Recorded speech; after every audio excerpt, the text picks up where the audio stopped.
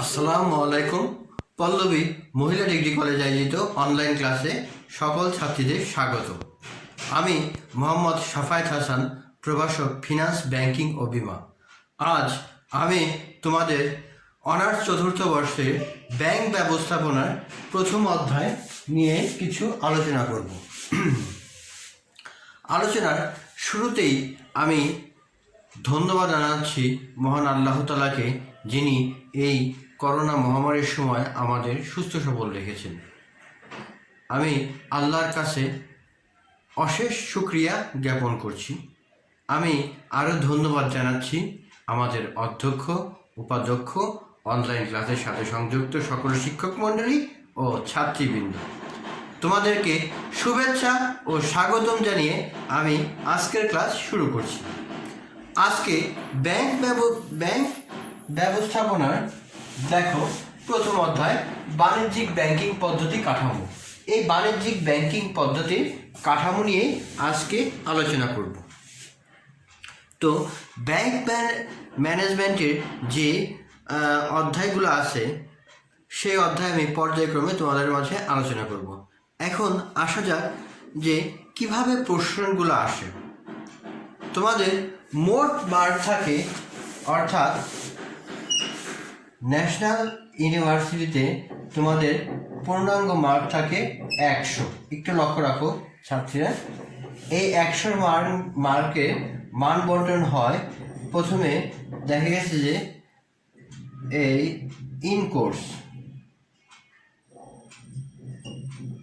In course পরীক্ষা থাকে তোমাদের 20 মার্ক, আর ফাইনাল যেটা এই ন্যাশনাল ইউনিভার্সিটির বোর্ড এক্সাম, অর্থাৎ ফাইনাল এক্সাম,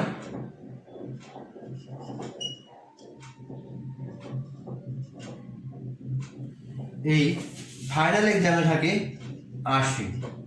এই পূর্ণাঙ্গ 100 মার্কের তোমাদের কোশ্চেন থাকে। তো এই 100 মার্কের কোশ্চেনে ভিতরে ইন কোর্সে তোমাদের কলেজ থেকে দিয়ে দেওয়া হবে, যেটা তোমাদের ইন কোর্স পরীক্ষায় হবে। সেটা যদি তোমরা এখানে ভালো রেজাল্ট করতে পারো তোমরা, তাহলে অনেকে প্রায় 18 এবং প্রায় 20-এর কাছাকাছি তোমরা পেয়ে যাও। আর ফাইনাল এক্সামে পার্ট এ থাকবে, অর্থাৎ এ পার্ট অথবা ক পার্ট যেটা থাকে, সেখানে থাকবে 10টি কোশ্চেন। 10টি কোশ্চেনের মার্ক থাকবে 10। বোঝা গেছে? 10টি কোশ্চেনের মার্ক করা থাকবে 10। এটা 1 নাম্বার। যেমন থাকতে পারে ব্যাংক কি, এরকম এক কথায় যে উত্তরগুলো থাকবে বা এক লাইনের যে উত্তরগুলো থাকবে সেগুলো থাকবে 10টা। তারপরে খ বিভাগ দেখো, খ বিভাগে থাকবে 4 মার্কের কোশ্চেনগুলো থাকবে। সেখানে 4 মার্কের কোশ্চেন মার্ক থাকবে 5 করে, তা 4-5, অর্থাৎ 5টা অ্যান্সার দিতে হবে। বা দেখা গেছে যে 5 মার্কের বা 4 মার্কের কোশ্চেন থাকবে, সেখানে তোমাদের 4 মার্কের 5টি করে অ্যান্সার দিতে হবে, 20 মার্ক। অর্থাৎ এখানে 20 মার্কের অ্যান্সার দেওয়া থাকবে। এখানে 12টা থেকে তোমরা 10টা কোশ্চেন অ্যান্সার দেবা। এখানে 6টা কিংবা 7টা কোশ্চেন থাকবে, 7টা থেকে তোমরা মার্ক দেবা 5টা, অর্থাৎ 20 মার্ক। আর গ বিভাগে 5টি প্রশ্ন, সেখানে 10 করে থাকবে, অর্থাৎ 50 মার্ক। মোট 80 মার্ক। অর্থাৎ এই 80 মার্কের মান বন্টন তোমরা ভালোই সুষ্ঠুভাবে জানতে পারলে। এটা তোমাদের জন্য খুবই গুরুত্বপূর্ণ একটা বিষয়।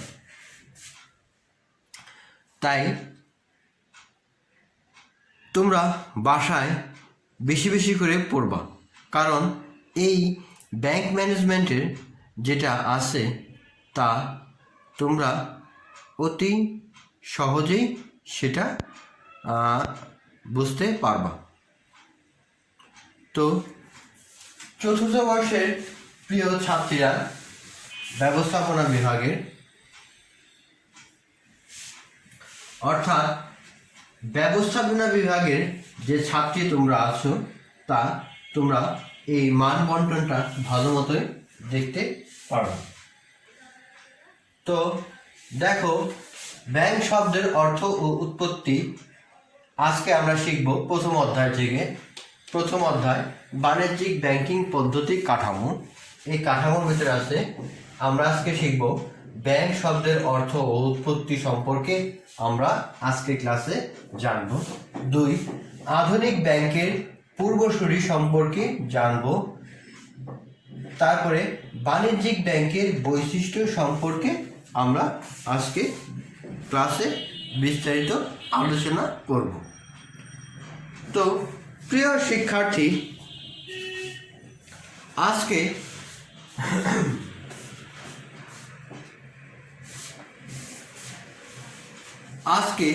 আমি প্রথমেই শুরু করছি ব্যাংক শব্দের অর্থ ও উৎপত্তি সম্পর্কে। অর্থাৎ ব্যাংক শব্দের অর্থ ও উৎপত্তি। প্রথমে আমরা অর্থ সম্পর্কে জানি। ব্যাংক শব্দের অর্থ, আমরা ব্যাংক শব্দটি সাধারণত ইংরেজি শব্দ, যেটা ইংরেজি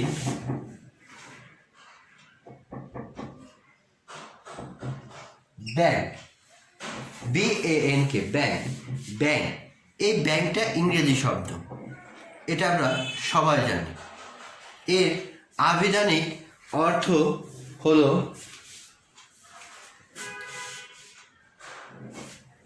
ক্ষেতের আইল, নদী, হ্রদ বা জলাশয়ের তীর, পুল, কিনারা, তটরেখা, লম্বা টুল, বেঞ্চ, কোনো বস্তুর স্তূপ, ধনভাণ্ডার ইত্যাদি। অর্থাৎ তাহলে আমরা জানলাম ব্যাংক শব্দের অর্থ।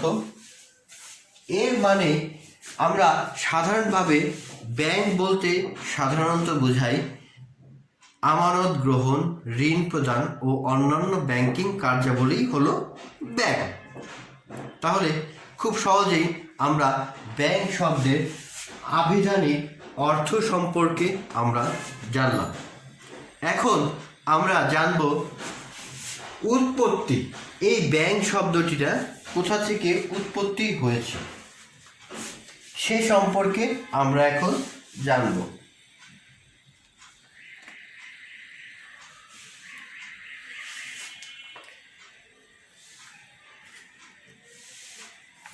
এক এক ব্যাংক বিশারদ এক একভাবে এই ব্যাংক শব্দের উৎপত্তি সম্পর্কে বর্ণনা করেছেন।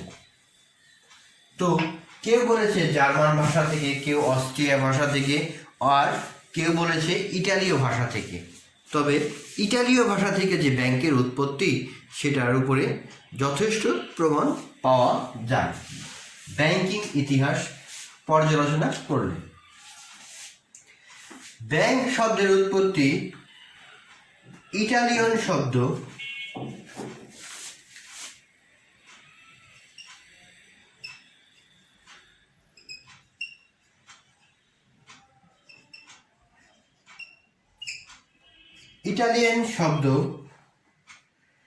ব্যাংকা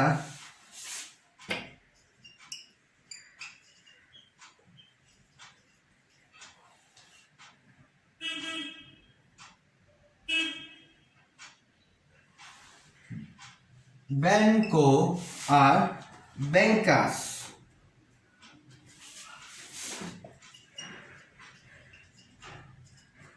ব্যাংকাস এই প্রভৃতি ইটালীয় শব্দ থেকে ব্যাংকের উৎপত্তিটা ধরে নেওয়া হয়েছে। দেখো, মধ্যযুগে ইটালীয় সমৃদ্ধ ইহুদি ব্যবসায়ীগণ লম্বা টুল বা বেঞ্চে বসে অর্থের ব্যবসা চালাতো। এরূপ টুল বা বেঞ্চকে ব্যাংকো, ব্যাংকা, ব্যাংকিয়াস, ব্যাংক, ব্যাংকি ইত্যাদি নামে অভিহিত করা হতো। অর্থাৎ এই ইটালীয় শব্দ ব্যাংকা, ব্যাংকাস, ব্যাংকি প্রভৃতি থেকেই প্রথম যে মতবাদটা আসে তা এই ব্যাংক শব্দের উৎপত্তিটা এই ইটালীয় শব্দ থেকেই উৎপত্তি হয়েছে। আবার দ্বিতীয় মতবাদের ক্ষেত্রে আমরা সেটা লক্ষ্য করতে পারি যে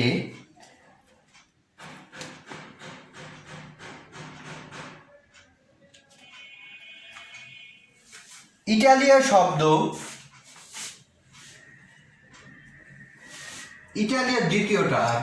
দ্বিতীয়টা দেখি। ইটালীয় শব্দ ব্যাংকো আর অস্ট্রীয় শব্দ ব্যাংকি প্রভৃতি এই শব্দ থেকে এসেছে। অর্থাৎ ব্যাংকি অস্ট্রীয়,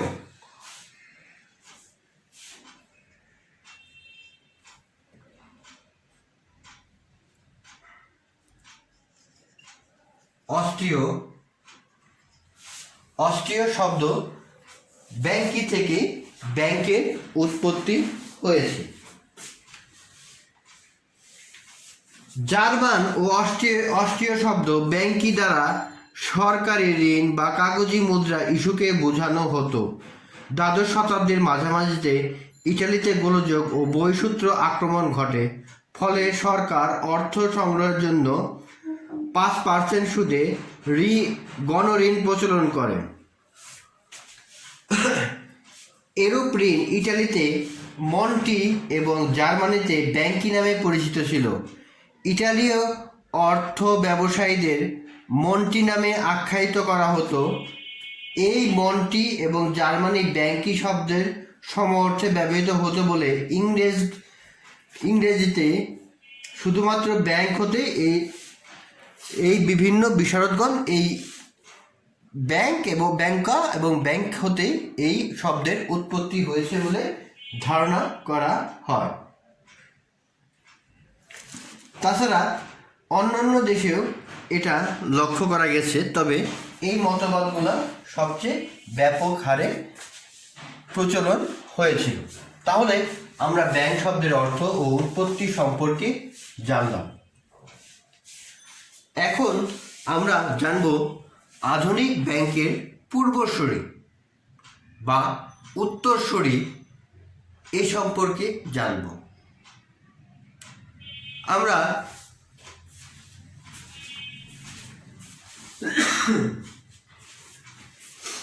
আধুনিক ব্যাংকের পূর্বসূরিকে আমরা কয়েক ভাগে ভাগ করতে পেরেছি। সেটা হলো, দেখো, আধুনিক ব্যাংকের পূর্বসূরি। এই পূর্বসূরিকে কয়েকটা ভাগে ভাগ করছি। 1 স্বর্ণকার, 2 মহাজন, 3 ব্যবসায়ী। স্বর্ণকার শ্রেণী, মহাজন শ্রেণী, ব্যবসায়ী শ্রেণী, এই 3 প্রকারে আমরা আমাদের এই আধুনিক ব্যাংকের পূর্বসূরিদের ভাগ করতে পেরেছি। প্রথমে 1 নাম্বার দেখো, স্বর্ণকার শ্রেণী, অর্থাৎ স্বর্ণকার শ্রেণী। স্বর্ণকার শ্রেণী প্রাচীন কাল থেকেই আমরা স্বর্ণকারের সাথে পরিচিত। স্বর্ণকারের কাছে আমরা বিভিন্ন স্বর্ণের গহনা বা অর্নামেন্ট এগুলো আমরা বানিয়ে থাকি। এই প্রাচীনকালে এই স্বর্ণকার শ্রেণী ছিল খুব ধনী, সৎ এবং বন্ধকি ব্যবসা করত। এই স্বর্ণকার শ্রেণী তারা স্বর্ণে বন্ধক রেখে বা গহনাগুলা বন্ধক রেখে এরা মানুষদের টাকা ঋণ হিসাবে প্রদান করত। এই ঋণ পরবর্তীতে এই স্বর্ণকার শ্রেণী আধুনিক ব্যাংকিংয়ের পূর্বসূরি হিসেবে পরিচিত পায়। আমি আরেকটু বুঝিয়ে বলি, কারণ এই আধুনিক ব্যাংকের পূর্বসূরির ভিতরে স্বর্ণকার শ্রেণীর অবস্থান অত্যন্ত সুদৃঢ়, কারণ তাদের কার্যপ্রণালী অনুসরণ করেই বর্তমান ব্যাংকিংয়ের এই অবস্থায় চলে এসেছে। কারণ তারা ছিল সৎ, তারা বিভিন্ন মানুষের অর্থ সম্পদ বন্ধক রেখে কী করতো, স্বর্ণ বন্ধক রেখে তারা এক প্রকার জমা স্লিপ প্রদান করত। এই জমা স্লিপের মাধ্যমে তারা এই বন্ধকের টাকা পেত।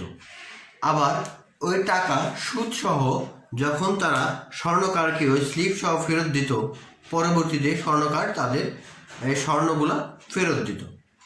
এক্ষেত্রে এই স্লিপটা বর্তমানে আমরা চেক নামেও অতিবাহিত করতে পারি। তাহলে খুব সহজেই আমরা এটা বুঝতে পারলাম যে স্বর্ণকার শ্রেণীর গুরুত্ব। 2, মহাজন শ্রেণী। মহাজন, এটা প্রাচীন গ্রাম বাংলায় এই মহাজন শ্রেণীর আবির্ভাব হয়। তারা বিভিন্ন সম্পদ বন্ধক রেখে মানুষকে টাকা ধার দিত, সেটা স্বর্ণ অলংকার অথবা বাড়ি বন্ধক, জমি বন্ধক প্রভৃতি রেখে এই মহাজন শ্রেণীরা টাকা ধার দিত। তাদের এই টাকা ধারে এই মহাজন শ্রেণীর লোকজনরা কী করত, জনগণের কাছ থেকে টাকা ধার দিত এবং সুদ গ্রহণ করত। এই মহাজন শ্রেণী এই আধুনিক ব্যাংকের পূর্বসূরির অন্যতম। কারণ তারা বিভিন্ন রসিদের মাধ্যমে আমানতগুলা বা দলিলপত্রগুলা বা সম্পদগুলা বন্ধক রাখত এবং তাদেরকে জমা স্লিপ দিত। তাই এই মহাজন শ্রেণী খুবই গুরুত্বপূর্ণ একটা আধুনিক ব্যাংকের পূর্বসূরি। ব্যবসায়ী শ্রেণীর খুবই গুরুত্বপূর্ণ, কারণ ব্যবসায়ী শ্রেণীরা সুদৃঢ় প্রাচীন কাল থেকে বাংলাদেশে তাদের ব্যবসা পরিচালনা করছে। সারা পৃথিবীব্যাপী আমরা এই ব্যবসায়ী শ্রেণীগণ তাদের ব্যবসা পরিচালনা করছিল। তারা বিভিন্ন পণ্যদ্রব্য বাকিতে দিত অথবা অর্থ ধার দিত। এই ধারের বিনিময়ে তারা সুদ এবং লাভ প্রত্যাশা করত। এই বিভিন্ন অঞ্চল ভেদে তারা বিভিন্ন নামে পরিচিত ছিল। কেউ মন্টিও বা ব্যাংকি প্রভৃতি নামে তারা পরিচিত ছিল। আমাদের উপমহাদেশের শ্রেণী এই ব্যবসায়ী শ্রেণীরা কাবলিওয়ালা নামেও পরিচিত ছিল। তোমরা অবশ্যই কাবলিওয়ালার নামটা অবশ্যই শুনে থাকবা। তাহলে তোমরা নিশ্চয়ই বুঝতে পেরেছ, অর্থাৎ আধুনিক ব্যাংকের যে পূর্বসূরিটা আছে, আধুনিক ব্যাংকের যে পূর্বসূরি স্বর্ণকার শ্রেণী, মহাজন শ্রেণী, ব্যবসায়ী শ্রেণী, তোমরা আশা করি এই 3টা শ্রেণী সম্পর্কে ভালো মতো বুঝতে পেরেছ। যদি তোমাদের এই 3টা শ্রেণী সম্পর্কে বুঝতে কোনো প্রকার অসুবিধা হয় তাহলে অবশ্যই কমেন্টস বক্সের মাধ্যমে আমাকে জানাও। তারপর দেখো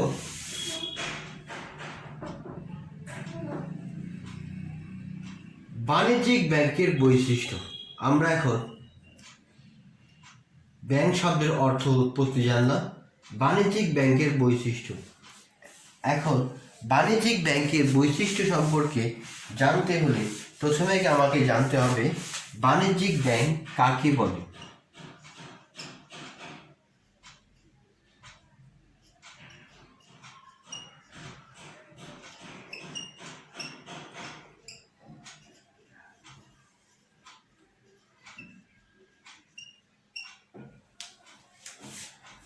বাণিজ্যিক ব্যাংকে আমরা ওইসব ব্যাংকেই বুঝাবো যেটা বাণিজ্যিক উদ্দেশ্যে পরিচালিত হয়, অর্থাৎ যে ব্যাংক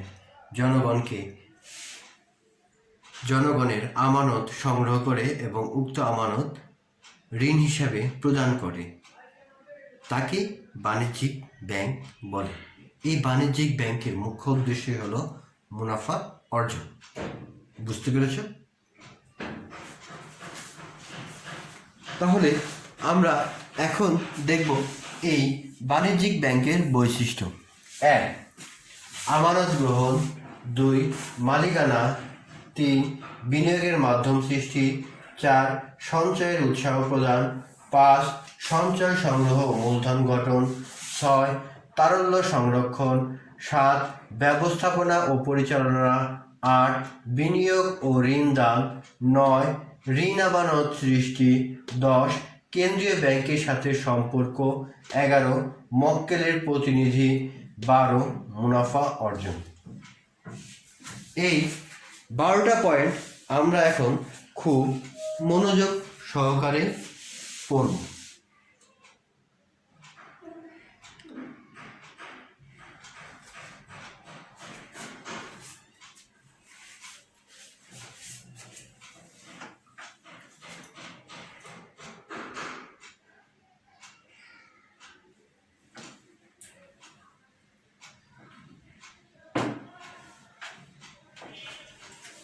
প্রথমে 1 নাম্বারটা একটু দেখো। আমানত গ্রহণ। বাণিজ্যিক ব্যাংকের প্রথম কাজটাই থাকে বা উদ্দেশ্যই থাকে জনগণের বিক্ষিপ্ত আমানতগুলা সংগ্রহ করা। বাণিজ্যিক ব্যাংকগুলো আমরা সাধারণত দেখি বিভিন্ন হিসাবের মাধ্যমে তাদের এই আমানত সংগ্রহ করে থাকে। সাধারণত চলতি, সঞ্চয়ী ও স্থায়ী হিসাবের মাধ্যমে বাণিজ্যিক ব্যাংক আমানত সংগ্রহ করে থাকে। এই আমানত সংগ্রহটা বাণিজ্যিক ব্যাংকের জন্য খুবই গুরুত্বপূর্ণ একটা বিষয়। তো বাণিজ্যিক ব্যাংকের আমানত সংগ্রহ খুবই গুরুত্বপূর্ণ বিষয়, কারণ এই আমানতের উপরে নির্ভর করে পরবর্তীতে ঋণ দান। যে ব্যাংক যত বেশি আমানত সংগ্রহ করতে পারবে সে ব্যাংক লাভের পরিমাণটাও অনেক বেশি থাকবে। বুঝতে পেরেছেন নিশ্চয়ই। 2 নাম্বার দেখো, মালিকানা। এই ব্যাংকের মালিকানা বিভিন্ন প্রকারে হয়ে থাকে, অর্থাৎ একক মালিকানা, যৌথ মালিকানা এবং কোম্পানি। আমাদের দেশে অধিকাংশই ব্যাংক কোম্পানি আইন দ্বারা পরিচালিত হয়। 1994 সালের কোম্পানি আইন দ্বারা পরিচালিত হয়। তার মানে কি দেখো, এই ব্যাংক এক মালিকানা থাকতে পারে, অংশীদারিত্ব থাকতে পারে এবং যৌথ মালিকানা থাকতে পারে। এক মালিকানার ক্ষেত্রে একজন মাত্রই মালিক থাকবে। 2. যৌথ মালিক অংশীদার মালিকানা কমপক্ষে 2 জন এবং সর্বোচ্চ 20 জন থাকবে এই যৌথ মালিকানার ক্ষেত্রে ব্যাংকের বিষয়। আর যদি অংশীদারির ক্ষেত্রে সর্বোচ্চ 2 জন, সর্বনিম্ন 2 জন এবং সর্বোচ্চ 20 জন, এবং যৌথ মালিকানার ক্ষেত্রে শেয়ার দ্বারা সীমাবদ্ধ থাকবে। অর্থাৎ এক মালিকানা, অংশীদারি ও যৌথ মালিকানা সম্পর্কে তোমরা বিস্তারিত বুঝতে পারবে। আর যৌথ মালিকানায় আমাদের দেশে অধিকাংশ ব্যাংক, অর্থাৎ যেসব ব্যাংকের পিছনে লিমিটেড শব্দ যুক্ত আছে, অর্থাৎ যে সকল ব্যাংকের শেষে লিমিটেড শব্দ যুক্ত আছে সেই সকল ব্যাংকে আমরা যৌথ মালিকানা ব্যাংক বলবো। যেমন Janata bank limited, Agrani bank limited, Bangladesh Islami bank limited, AB bank limited, prime bank limited, Sonali bank limited প্রভৃতি ব্যাংক। এই সকল ব্যাংকগুলা যৌথ মালিকানা ব্যাংক। এই ব্যাংকগুলা 1994 সালে কোম্পানি আইন দ্বারা পরিচালিত হয়ে থাকে। তাহলে তোমরা নিশ্চয়ই বুঝতে পেরেছ যে মালিকানাটা।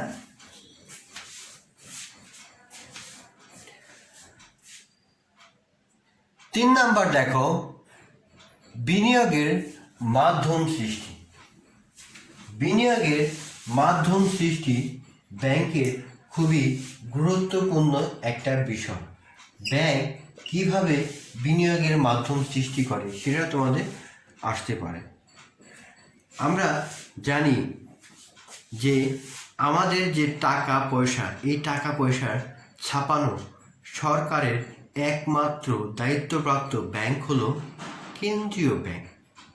অর্থাৎ কেন্দ্রীয় ব্যাংক হলো সরকারের একমাত্র দায়িত্বপ্রাপ্ত সরকারি ব্যাংক।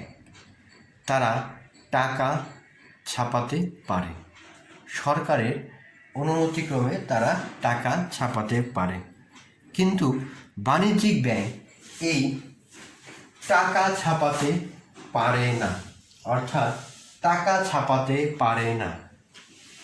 এই টাকা ছাপানোর বিপরীতে বাণিজ্যিক ব্যাংকগুলা কী করতে পারে? বিনিময়ের মাধ্যম সৃষ্টি করতে পারে।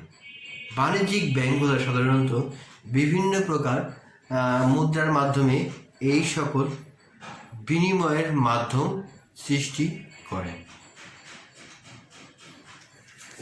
অর্থাৎ বাণিজ্যিক ব্যাংক বিনিময়ের মাধ্যমে সৃষ্টিতে ব্যাপক পরিমাণে ভূমিকা রাখে। অর্থাৎ কিভাবে? বাণিজ্যিক ব্যাংকগুলা তার বিনিময়ের মাধ্যম বিভিন্ন প্রকার cheque, bank draft, pay order, প্রত্যয়পত্র প্রভৃতির মাধ্যমে এই বিনিময়ের মাধ্যম সৃষ্টি করে। কারণ তারা টাকা ছাপাতে পারে না, টাকার পরিবর্তে অর্থাৎ টাকার বিকল্প হিসাবে তারা cheque, pay order, bank draft, প্রত্যয়পত্র প্রভৃতি ইস্যু করে। এই প্রভৃতির মাধ্যমে এই বাণিজ্যিক ব্যাংকগুলা বিনিময়ের মাধ্যম সৃষ্টি করে। 4. সঞ্চয়ের উৎসাহ প্রদান। বাণিজ্যিক ব্যাংকগুলা শুধুমাত্র আমানত সংগ্রহই করে না, তারা পাশাপাশি জনগণকে সঞ্চয়ের উদ্বুদ্ধে বা সঞ্চয়ের উৎসাহ হিসেবে কাজ করে থাকে। তারা বিভিন্ন প্রকার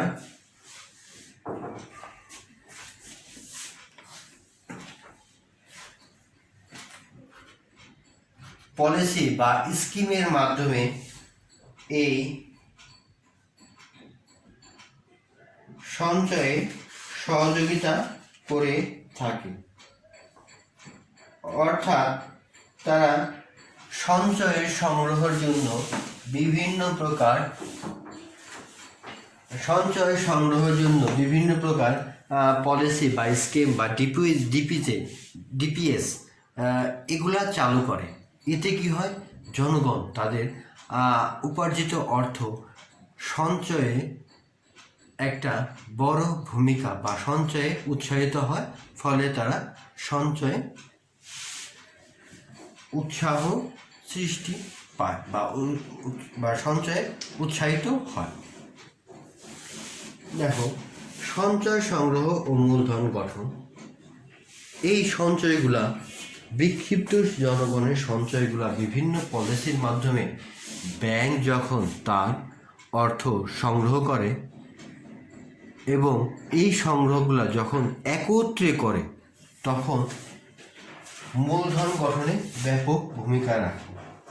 সাপোজ দেখো, কর কাছ থেকে নিল 5 টাকা, খর কাছ থেকে নিল 15 টাকা, ঘর কাছ থেকে নিল 20 টাকা, ঘর কাছ থেকে নিল 50 টাকা।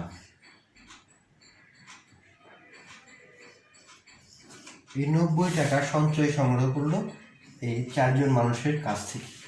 তার মানে কি? এই তাদের কাছে ছোট ছোট টাকাগুলো নিয়ে এই পুরা বড় টাকা একটা তৈরিতে এই বাণিজ্যিক ব্যাংকগুলা ভূমিকা রাখে। এই টাকাটা স্বল্প মেয়াদে বিভিন্ন জায়গায় মূলধন হিসাবে বা বিভিন্ন কারখানায় মূলধন হিসাবে ঋণ প্রদান করে বিভিন্ন কারখানাকে এই মূলধন গঠনের ব্যাংক ব্যাপক হারে ভূমিকা পালন করে। 5 নাম্বার, তারল্য সংরক্ষণ। ব্যাংক চাহিদা মাত্র গ্রাহকের অর্থ প্রদান করতে বাধ্য থাকে। অর্থাৎ আমি চেক ব্যাংকে নিয়ে গেলাম, ব্যাংক আমাকে টাকা দিতে বাধ্য যদি আমার অ্যাকাউন্টে টাকা থাকে।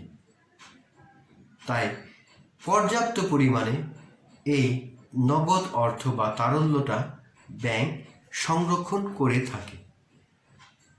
ফলে ব্যাংকের যাতে কোনো সুনামক্ষুণ্ণ না হয়, অর্থ ঘাটতি না হয়, এই প্রভৃতি কারণে ব্যাংক তার এই তারল্য সংরক্ষণ করে থাকে।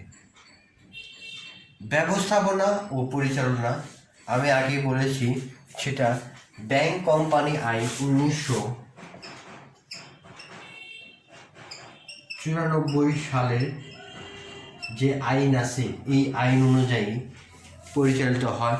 ব্যবস্থাপনা পরিচালনা পরিষদ গঠিত হয়, তারপরে এর পরিচালনা নিয়মাবলী থাকে প্রভৃতি, যেগুলো তোমরা ম্যানেজমেন্ট এগুলো তো পড়ে আসছো যে কোম্পানির গঠনের এই প্রভৃতি এই ব্যবস্থাপনা ও পরিচালনা পর্ষদ দ্বারা এই 94 সালের আইন দ্বারা এই ব্যাংক পরিচালিত হয়।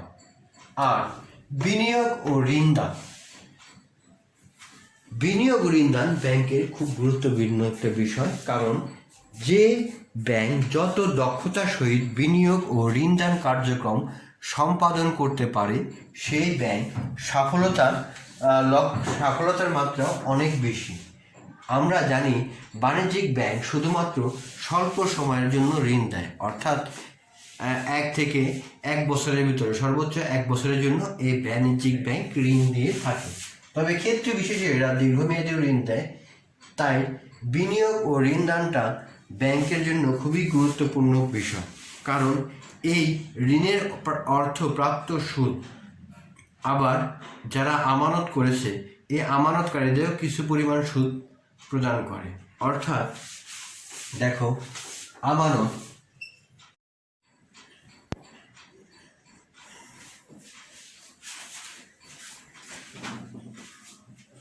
তো প্রিয় শিক্ষার্থী, দেখো, বিনিয়োগ ঋণদানের আমানতকারী যদি 5% হারে সুদ প্রদান করে এবং ঋণদানের ক্ষেত্রে ব্যাংক যদি 8% হারে ঋণ গ্রহণ করে, তবে এই তাদের ব্যাংকের লাভ থাকে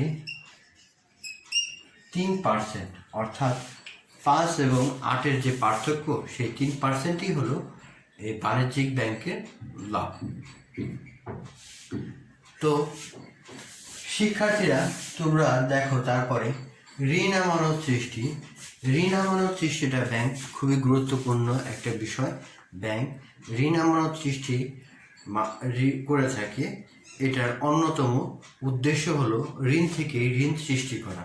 অর্থাৎ ব্যাংক যখন গ্রাহককে ঋণ প্রদান করবে, তখন ব্যাংক নগদ টাকায় না দিয়ে একটা অ্যাকাউন্ট খোলার মাধ্যমে এই অর্থ প্রদান করে এবং পুনরায় উক্ত অর্থ ওইখান থেকে যখন আবার পুনরায় এই ঋণ প্রদান করে, তখন এই ঋণ আমানত সৃষ্টিটা তৈরি হয়। কেন্দ্রীয় ব্যাংকের সাথে সম্পর্ক, প্রত্যেকটা বাণিজ্যিক ব্যাংকের সাথে কেন্দ্রীয় ব্যাংকের সুসম্পর্ক থাকা বাধ্যতামূলক। কারণ বাণিজ্যিক ব্যাংকগুলা কেন্দ্রীয় ব্যাংকের সুশাসন বা প্রচলিত আইন কানুনগুলো মেনে চলে এবং কেন্দ্রীয় ব্যাংক বাণিজ্যিক ব্যাংকে বিভিন্ন প্রকার সলা পরামর্শ ও দিক নির্দেশনা প্রদান করে থাকে। মক্কেলের প্রতিনিধি হিসাবে কাজ করা, বাণিজ্যিক ব্যাংকগুলা এই মক্কেলের প্রতিনিধি হিসাবে কাজ করে। প্রতিনিধি হিসাবে বিভিন্ন প্রকার চেকগুলা সংগ্রহ করে অথবা অন্যান্য, যেমন মক্কেলের বিভিন্ন অর্থ প্রদান এই বাণিজ্যিক ব্যাংকগুলা করে থাকে। মুনাফা অর্জন বাণিজ্যিক ব্যাংকের একটা গুরুত্বপূর্ণ কাজ। কারণ এই মুনাফা অর্জন ব্যতীত বাণিজ্যিক ব্যাংকগুলা চলতে পারে না। তাই মুনাফা অর্জন খুবই গুরুত্বপূর্ণ একটা বিষয়। কারণ যদি মুনাফা অর্জন না করতে পারে, তাহলে ব্যাংক দেউলিয়া হয়ে যাবে। ব্যাংকের প্রধান এবং মুখ্য উদ্দেশ্য হলো মুনাফা অর্জন। এই মুনাফা অর্জনের মাধ্যমে ব্যাংক তার অস্তিত্ব টিকে থাকে। তাই মুনাফা ব্যতীত ব্যাংকগুলো কখনোই ভালো অবস্থানে যেতে পারে না। তাহলে প্রিয় শিক্ষার্থীরা, আমার প্রথম অধ্যায়ে বাণিজ্যিক ব্যাংকিং পদ্ধতি কাঠামোর আজকের বিষয় আমরা কি শিখলাম? আজকে আমরা শিখলাম ব্যাংক শব্দের অর্থ ও উৎপত্তি, আধুনিক ব্যাংকের পূর্বসূরি ও বাণিজ্যিক ব্যাংকের বৈশিষ্ট্য। আমরা এটা পড়লাম, জানলাম ব্যাংক শব্দের অর্থ, তারপরে ব্যাংক ইটালীয় শব্দ থেকে ব্যাংকা, ব্যাংকো, ব্যাংকাস প্রভৃতি সম্পর্কে আলোচনা করলাম। আরও আলোচনা করলাম আমরা আধুনিক ব্যাংকের পূর্বসূরি, স্বর্ণকার শ্রেণী, মহাজন শ্রেণী, ব্যবসায়ী শ্রেণী সম্পর্কে আমরা আলোচনা করলাম। তারপর দেখো বাণিজ্যিক ব্যাংকের বৈশিষ্ট্য, আমানত গ্রহণ, মালিকানা, বিনিয়োগের মাধ্যম সৃষ্টি, সঞ্চয় উৎসাহ প্রদান, সঞ্চয় সংগ্রহ ও মূলধন গঠন, তারল্য সংরক্ষণ, ব্যবস্থাপনা ও পরিচালনা, বিনিয়োগ ও ঋণ দান, ঋণ আমানত সৃষ্টি, কেন্দ্রীয় ব্যাংকের সাথে সম্পর্ক, মক্কেলের প্রতিনিধি, মুনাফা অর্জন। তো প্রিয় শিক্ষার্থীরা, আমরা ভালো মতোই আজকে আমাদের ক্লাস সম্পূর্ণ করলাম। আশা করি সবাই ভালো আছে। সবাইকে প্রীতি ও শুভেচ্ছা জানিয়ে আজকের মতো আমি এখনই ক্লাস শেষ করব। তার আগে আমি মহান রব্বুল আলামিনের কাছে লাখ লাখ শুকরিয়া যে তিনি এই করোনা মহামারীর সময় আমাদের সুস্থ সবল রেখেছেন। আমি আরও ধন্যবাদ জানাচ্ছি আমাদের অধ্যক্ষ, উপাধ্যক্ষ এবং অনলাইন ক্লাসের সাথে সংযুক্ত সকল শিক্ষক মণ্ডলী ও ছাত্রীবৃন্দ। সবাইকে সালাম ও শুভেচ্ছা জানিয়ে আমি আমার ক্লাস আজকের মতো এখানে শেষ করছি। পরবর্তী ক্লাসে আবার দেখা হবে। সবাই ভালো থেকো, সুস্থ থেকো। আল্লাহ হাফেজ।